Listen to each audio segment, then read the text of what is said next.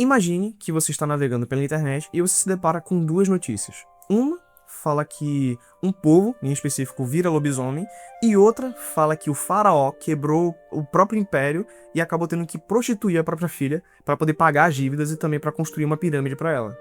Bom, não precisa nem dizer que essas histórias são absurdas. Só que no século V a.C. existiu um cara que não só ouviu essas histórias, mas também acreditou nelas e, ainda por cima, viajou milhares de quilômetros para poder anotar não só essas, mas várias histórias. Para alguns, ele é conhecido como o pai da mentira, sendo que vocês devem saber quem de fato é o pai da mentira, né? Mas para outros, ele é considerado o pai da história. Eu estou falando de Heródoto de Halicarnasso. Aí vocês se perguntam, por que você está falando de um cara de mais de 2000 anos atrás, por volta do ano 400 anos de Cristo, e que é irrelevante para minha vida? Engano seu, meu caro gafanhoto. Heródoto não é irrelevante, porque graças a ele a gente pode estudar não só a história do passado, mas também a gente deve a criação da ciência histórica e da historiografia e o aperfeiçoamento do método histórico a ele, porque foi ele que começou tudo isso. Então, se você ficou interessado, pega um café e vem junto comigo, porque hoje nós vamos ver a história de Heródoto e sua obra.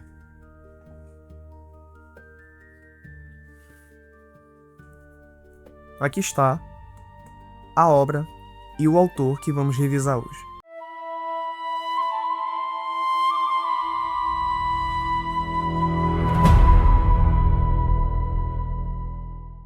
Se você acha que história é uma área de estudo muito chata, que é para decorar data, acontecimento histórico, nome de figura, por conta do modo como seu professor ensinou você a memorizar na sala de aula para poder passar naquela prova que você ficou em recuperação, meus parabéns, você foi enganado, porque história não é isso.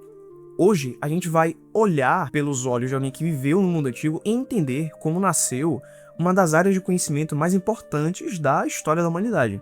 A gente vai ver como que se desenvolveu a vida dele e como que um exilado político acabou saindo para um mochileiro, viajante, um antropólogo e também um historiador da história. Não é à toa que ele tem a alcunha de pai da história. E também, além de examinar a vida dele, as habilidades dele, a gente também vai pegar alguns pontos engraçados da narrativa dele. Como, por exemplo, alguns trotes e mentiras que ele acabou levando no Egito Antigo, durante sua passagem. Hoje, a gente vai entender o que de fato significa a arte de estudar o passado através das histórias de Heródoto. Para começo de conversa, antes de Heródoto, a forma como os fatos eles eram narrados era bem diferente. Por quê? Não existia método histórico antes dele. As histórias e os fatos eles eram narrados através de poemas, cantorias, e muitos deles acabavam se corrompendo em lendas. Sabe como que as histórias eram contadas, pelo menos no mundo grego? Algum cantor ou poeta habilidoso pegava uma lira, começava a tocar e começava a falar e cantar as histórias. Um exemplo é a própria Guerra de Troia, na Ilíada e na Odisseia de Homero. Então, aquilo ali está escrito, de fato está escrito, só que era feito para ser cantado e não narrado, propriamente dito. Tem vários exemplos, né, como a própria mitologia, né, como as histórias dos 12 trabalhos de Hércules e também das várias aventuras que Zeus teve com as mortais, como por exemplo a Europa. Em contrapartida aos que cantavam, também existiam aqueles que escreviam, que narravam, que eram chamados de logógrafos. Então, mesmo que eles escrevessem alguma coisa, não era a história ainda propriamente dita. Um desses logógrafos, que foi o mais famoso entre todos eles, foi um tal de Hecateu de Mileto, que ele fez um dos primeiros mapamundi da Terra, bem elaborado, só que bem errados, porque para ele a Terra era um modelo plano, cercado por água, e no meio estava um círculo, e nesse círculo tinham os continentes, que era a Europa, a África e a Ásia, e havia interseção no meio. É bonitinho, simétrico, como tá mostrando na imagem, só que totalmente errado pro que a gente sabe hoje em dia da Terra. Em contrapartida, a gente entra numa questão ainda mais cabeluda. A gente pega como a história era narrada, e também a gente pega o que estava acontecendo no mundo na época em que Heródoto estava para nascer. Por volta do ano 500 para 490, houve a unificação das tribos medos e persas, através de um carinha chamado Ciro o Grande. E a partir de Ciro veio Cambises, veio outros conquistadores como Dario, e o Império Persa, ou Império Aquemênida para alguns, engoliu todo o mundo conhecido por onde passava. Alguns trechos da Índia, inclusive conquistou a própria Mesopotâmia, a Babilônia, a Síria, a região da Turquia, na Ásia Menor, o Levante, onde hoje fica o Líbano, Israel, faixa de Gaza, o próprio Egito, e também as colônias gregas na Ásia Menor. E por volta do ano 490 teve a famosa Batalha de Maratona, que foi o choque entre gregos e persas e que mostrou para o mundo que de fato os persas poderiam ser vencidos. Mas a questão é, o mundo estava mudando muito rápido. Ninguém estava procurando não só registrar os acontecimentos, como também entender como aquilo aconteceu e como chegou naquele ponto. As coisas estavam prestes a serem esquecidas ou se não serem corrompidas com o tempo. É aí que Heródoto entra na jogada. Vale ressaltar também que para várias pessoas no mundo antigo, a culpa dos acontecimentos era por interferência dos deuses, como na própria Guerra de Troia. Faltava também alguém para poder olhar para tudo isso e dizer: e se não forem os deuses? E se forem as nossas próprias ações e escolhas?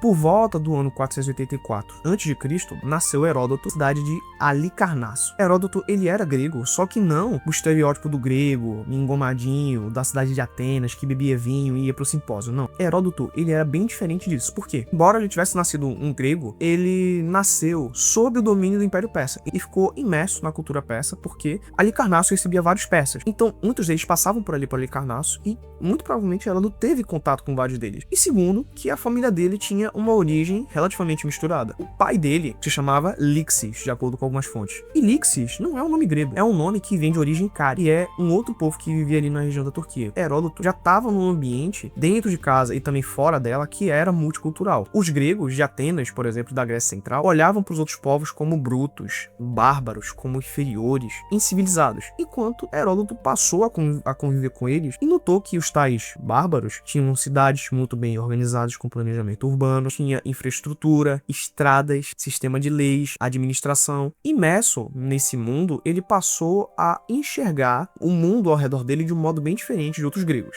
E também entra numa pequena questão. Não sabemos nada da infância de Heródoto, assim como também de várias figuras do mundo antigo. Então, Heródoto, o que a gente sabe é que ele era da aristocracia, por conta de dois fatores. Primeiramente, era alfabetizado. E você ser alfabetizado naquela época era um privilégio enorme. E, ainda por cima, Heródoto não só foi educado, como também ele era sobrinho de um poeta épico muito famoso, não só em Halicarnasso, mas também famoso em toda a Grécia, que era um tal de Paniasses. A família dele era ligada à política local. A gente sabe disso porque a cidade de Halicarnasso, naquela época, passou na mão de um tirano chamado Ligdame II. Acabou se tornando um cara bem autoritário. Ele era grego, mas estava em favor dos persas. A família de Heródoto armou uma tramóia, armou um golpe para poder derrubar ele, mas deu tudo errado, o plano falhou e um dos executados foi o tio de Heródoto. Para ele não ser morto, ele teve que sair de Halicarnasso e foi até a ilha de Samos. A partir do exílio dele em Samos, ele pôde sair do mundo em que ele vivia e ampliar os seus horizontes, superar a distância. E a partir daí, ele decidiu sair viajando pelo mundo. Dentro daquela ilha, muito provavelmente ele escutou muitas histórias que o cativaram e o motivaram a sair por aí, viajando.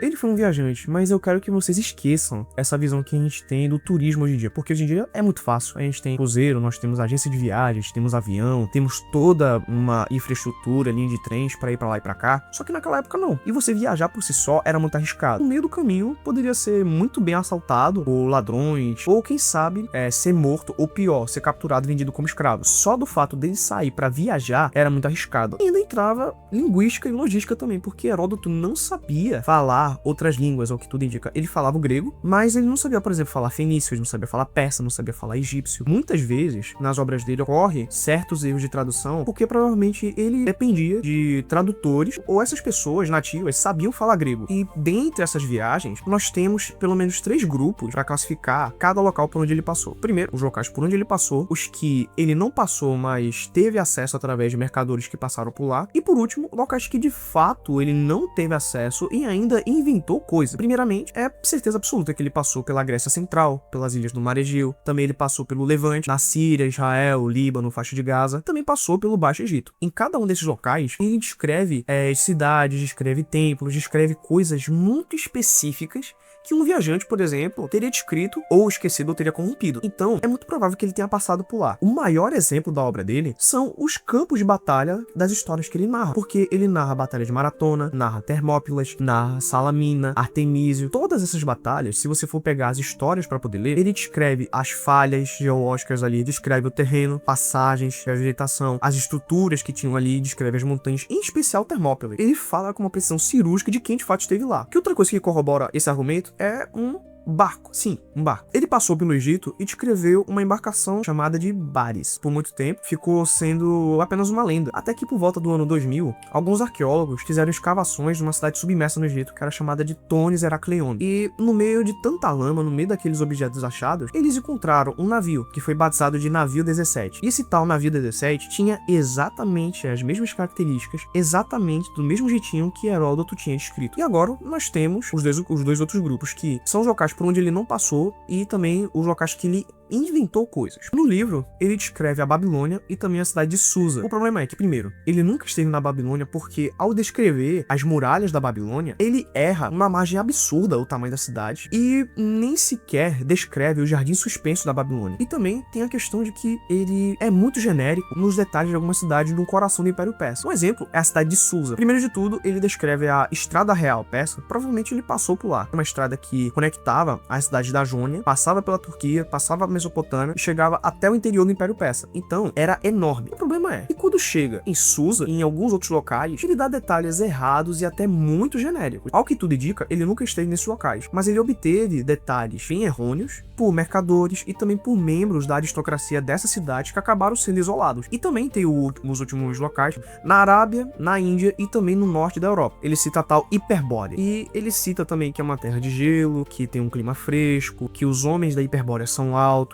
Ele cita também a questão da Arábia. Quando ele passou pelo Egito, ele descreveu que haviam serpentes voadoras e que essas serpentes provinham da Arábia, que os mercadores e habitantes da Arábia matavam elas. Então, provavelmente, ele não viu aquilo e ainda por cima inventou sobre a Arábia. E o principal vem da Índia. Além de descrever a Índia sendo habitada só por povos tribais e canibais, sendo que haviam civilizações enormes na Índia naquele momento, sabe, ele também descreve uma coisa absurda, que é uma formiga do tamanho de uma raposa que cavava ouro das tocas delas. Não, ele não viu ou jogou Ark Survival, ele não pegou aquela formiga daquele jogo. Mas ainda assim, ele descreveu aquilo, muito provavelmente por conta de algum erro de tradução, alguma corruptela, mas ele anotou. Então, esse grupo de locais, ele não esteve, são apenas histórias que ele anotou. Agora, a parte mais engraçada e maravilhosa da viagem dele são os trotes que ele acabou recebendo no Egito. Heródoto, quando chegou no Egito, ele não sabia falar nem egípcio antigo e muito menos ler em hieróglifo. Ele dependia de tradutores, né, por intermediário, e muitas vezes também falava com os nativos que sabiam falar grego. Acontece que, primeiro de tudo, quando ele chegou na cidade de Tebas, ele foi até o Grande Templo. E chegando lá, os sacerdotes mostraram para ele cerca de 341 estátuas de madeira. E eles disseram que aquelas estátuas eram cada uma de vários sacerdotes que estiveram ao longo do Egito. Eram estátuas de pais, filhos de dinastias ininterruptas. Então, Heródoto calculou, né, todas essas gerações junto com os egípcios e deu o total de 11.000 anos. A gente sabe, né, através da cronologia, da arqueologia e papiros, como por exemplo o papiro de Turim. A história egípcia, no momento em que Heródoto foi lá, tinha cerca de 2.700 anos. Então, não, o Egito não tem 11.000 anos de história. Os egípcios quadruplicaram a idade da civilização deles para parecer a Grécia ser um bebê insignificante, um bebê ignorante, se comparado a ele. Isso foi uma questão de má fé mesmo do sacerdote. Teve mais 2 outros episódios, que um foi na pirâmide de Gizé. Quando Heródoto passou por ali, existiam hieróglifos escritos ali na base da pirâmide. Ele pediu para os guias turísticos dele, que eram da população local, traduzirem aqueles hieróglifos. E eles disseram que se tratava de um carregamento de cebolas, rabanetes, tudo que foi usado na construção para poder alimentar os trabalhadores. Sendo que a gente sabe que o que estava escrito ali, na verdade, eram oferendas pro faraó Kelps. Ou os guias de Heródoto foram muito sacanas com ele, foram bem de má fé mesmo, ou foi um erro de tradução. E a última história, por último, no Egito, ele escutou muita coisa sobre o faraó Kelps. Muitas coisas ruins, inclusive. Na época que Heródoto foi no Egito, ele era bem mal visto, muito mal falado. E por isso, rolava a história posterior, depois que o Kelps morreu, de que ele tinha prostituído a própria filha em um bordel, e para cada cliente da filha dele, o cliente tinha que entregar uma pedra, para que assim a filha dele pudesse construir uma pirâmide menorzinha do lado da do pai, como se o Kelps tivesse quebrado o Egito para chegar nesse ponto. Só que a gente sabe hoje em dia, segundo os registros escritos, que o faraó Kelps, ele foi um dos faraós mais prósperos do Egito. O antigo império foi um dos mais ricos. Então isso foi apenas uma questão difamatória contra o próprio Kelps. Só que aí você se pergunta, tá, você falou tudo isso, e você falou que o Heródoto caiu em várias mentiras. Então, por que esse cara é importante pra gente hoje em dia? E por que ele recebe a alcunha de pai da história? Primeiro de tudo, que eu citei que muitas coisas do que são narradas na obra dele são verdade, como, por exemplo, a Batalha de Maratona, os locais, as cidades, e também certos acontecimentos mais específicos, as descrições bem específicas também. Então, ele de fato era alguém que tava falando a verdade. Mas a gente tem que entender uma coisa, Heródoto, ele foi um pioneiro. Ele foi um cara que iniciou uma ciência, ele iniciou um novo modo de enxergar o mundo. Ele ainda não sabia direito o que ele estava fazendo, ele sim fez coisas certas, mas muita coisa que ele escutava, apenas anotava e narrava. Ele não questionava muito a fundo, mas ele criou esse hábito de anotar, dar o devido contexto, porque muitas coisas na antiguidade são apenas jogadas e narradas, tipo, aconteceu tal coisa em tal lugar, mas não é desenvolvida, muita coisa fica em aberto. Eu tenho em mãos aqui comigo o primeiro volume das histórias de Heródoto. E logo na frase de abertura, ele fala a seguinte coisa. Ao escrever a sua história, Heródoto de Halicarnasso teve em mira evitar que os vestígios das ações praticadas pelos homens se apagassem com o tempo, e que as grandes e maravilhosas explorações dos gregos, assim como as dos bárbaros, não permanecessem ignoradas, desejando assim, ainda, sobretudo, expor os motivos que os levaram a fazer guerras uns com os outros. Então, o objetivo dessa obra aqui foi não deixar que os acontecimentos se apagassem ou se corrompessem com o tempo. Se nós temos um vislumbre do mundo antigo, se nós temos um vislumbre de como era na época, de como as pessoas pensavam, de como o próprio Heródoto pensava, é graças à obra dele. Então, de certa forma, ele é importante para termos uma janela para o passado e também importante porque ele iniciou toda a ciência histórica. Então nós devemos créditos a ele. Porque ao anotar, ele tirou a responsabilidade do sobrenatural e dos deuses e passou a responsabilidade para os humanos. De fato, ele deu a oportunidade da humanidade de escrever a sua própria história e analisar os seus próprios acontecimentos, os seus acertos e os seus erros. Vale ressaltar também que Heródoto não foi um cara isolado. Heródoto,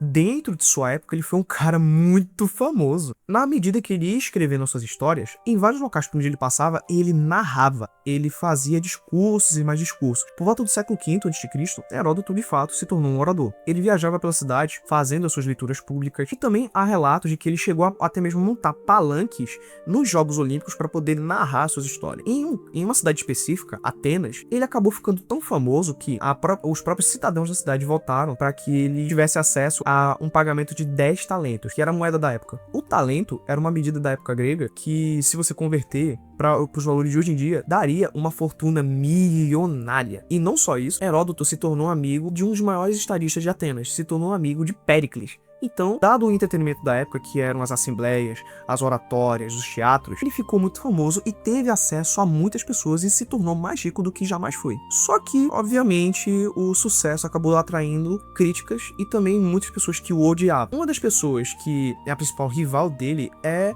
Tucídides, que foi um outro historiador, e ele foi o principal cara que narrou os principais eventos da Guerra do Peloponeso. E no livro dele, ele não cita nome, mas ele dá uma indireta para Heródoto, citando historiadores que apenas escrevem fábulas, histórias ao bom ouvido, que aquilo não era história de verdade. Ele faz uma crítica um pouco pesada, só que sutil a Heródoto. Séculos depois, a gente teve Plutarco, que foi um historiador que escreveu muitas obras, só que quando chegou para falar de Heródoto, ele se dispôs a escrever um tratado inteiro contra Heródoto, que é chamado A Malícia de Heródoto. Ele recebeu duas alcunhas, a alcunha de pai da mentira e também amante dos bárbaros. Embora não houvesse racismo naquela época, no sentido de ter uma concepção de raça e uma concepção de o outro é inferior por conta da cor ou uma outra característica, a inferioridade era vista no nível cultural, era mais uma xenofobia, muito mais ligada a isso do que ligado à raça. Quando Plutarco chama Heródoto de um amante dos bárbaros ou um filo bárbaro, ele estaria dizendo que Heródoto ele estaria traindo a pátria dele. Ele narra muito bem sobre os egípcios, ele fala muito bem dos persas, fala de outros povos.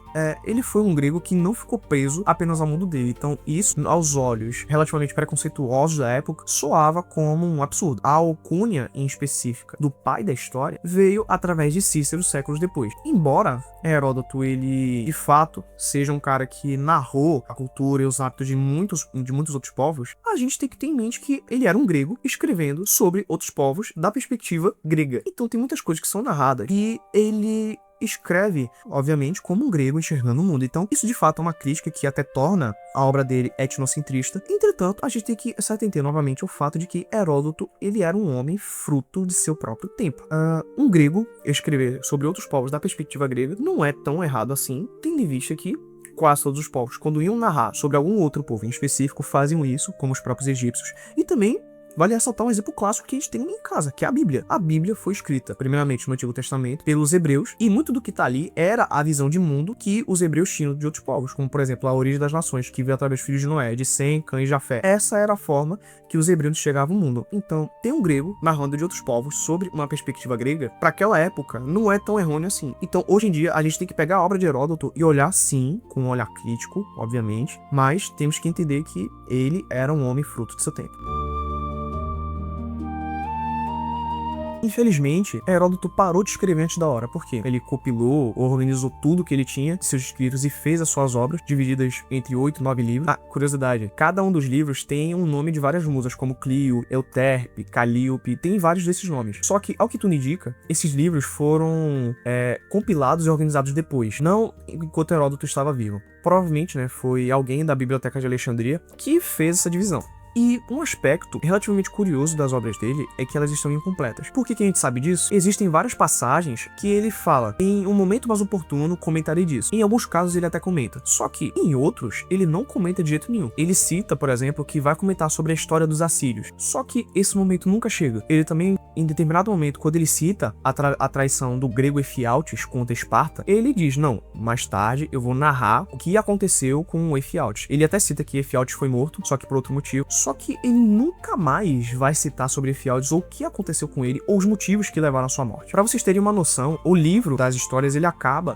no ano de 479 a.C. Ele acaba com o cerco dos atenienses à cidade de Sestos. Acabou. Não tem uma finalização mais específica organizada. Isso é bem estranho. É o mesmo que, por exemplo, você acabar finalizando o filme e pulando pros créditos no meio do terceiro ato. Então você corta a narrativa ali, fica faltando alguma coisa. Mas o que explicaria esse ato? O que explicaria essa falta de obras e mais explicações de Heródoto? Muito provavelmente porque ele morreu. Por que ele morreu e como ele morreu, a gente não sabe. É uma lacuna gigantesca na historiografia. O que os historiadores aceitam é que Heródoto tenha morrido por volta do ano 425, porque ele narra alguns acontecimentos da Guerra do Peloponeso, como a captura de alguns embaixadores e soldados espartanos. Só que depois disso, um completo silêncio. Não temos mais nada de Heródoto, não só nas suas obras, como também citado em outras fontes na historiografia. Então, como ele morreu? Provavelmente doente. É especulado que ele tenha morrido por volta de seus 59 ou 60 anos. E muitos suspeitam que a praga de Atenas tenha ceifado a vida dele. É que Atenas, na época da Guerra do Peloponeso, estava cercada pelos espartanos e toda a população estava para trás das muralhas. Pelo acúmulo de pessoas ali, pelo nível de higiene da época, o isolamento propiciou que a doença se espalhasse e ceifasse muitas vidas. Alguns historiadores estimam que cerca de 100 mil pessoas, pelo menos um terço da cidade de Atenas, tinha sucumbido. Inclusive, o próprio Tucídides pegou a doença, mas sobreviveu. Então, como Heródoto, ele era alguém que estava muito entrelaçado com a elite ateniense da época, é de se imaginar que caso ele tenha passado por Atenas ou estava lá naquele momento, ele pegou a doença e acabou morrendo.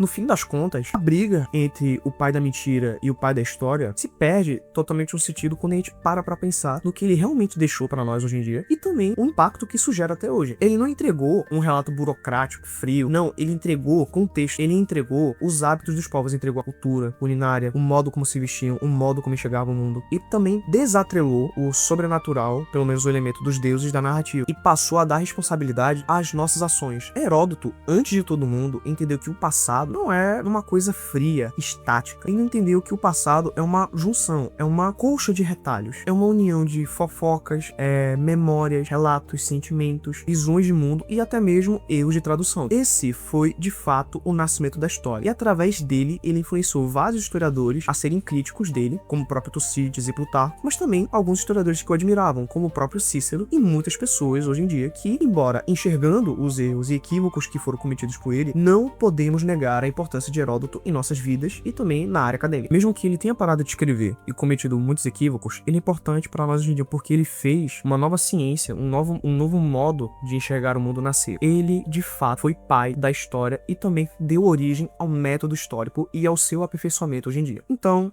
se você gosta de história, não só é um historiador como eu, está se formando na área, ou é um entusiasta, ou gosta, ou apenas é um curioso ou um leigo, você deve agradecer a Heródoto. E essa arte surgiu através de um grego que tinha sede de aprender cada vez mais. E também nós temos que ter essa sede, a sede de entender o mundo, a sede de procurar saber mais e mais, não só sobre outros povos, mas também sobre nós mesmos e olhar para o passado pegar os nossos erros, analisá-los e tomarmos como lições para que não aconteçam de novo. Mas e você? Você acha que Heródoto ele foi mais um fofoqueiro ou um historiador? Eu quero a opinião de vocês aqui embaixo nos comentários. Se você gostou do vídeo, não se esqueça de se inscrever no canal, clicar no botão do joinha e divulgar para aquele seu amigo que acha história chata, ou para aquele seu amigo, sua namorada ou aquele seu parente que de fato é um entusiasta da história. Fiquem ligados nos próximos vídeos, porque caso vocês gostem, eu posso abordar mais sobre os livros dele em aspectos mais específicos e também abordarei outras obras, fatos e acontecimentos aqui no canal. Então, um forte abraço, fique com Deus e até mais.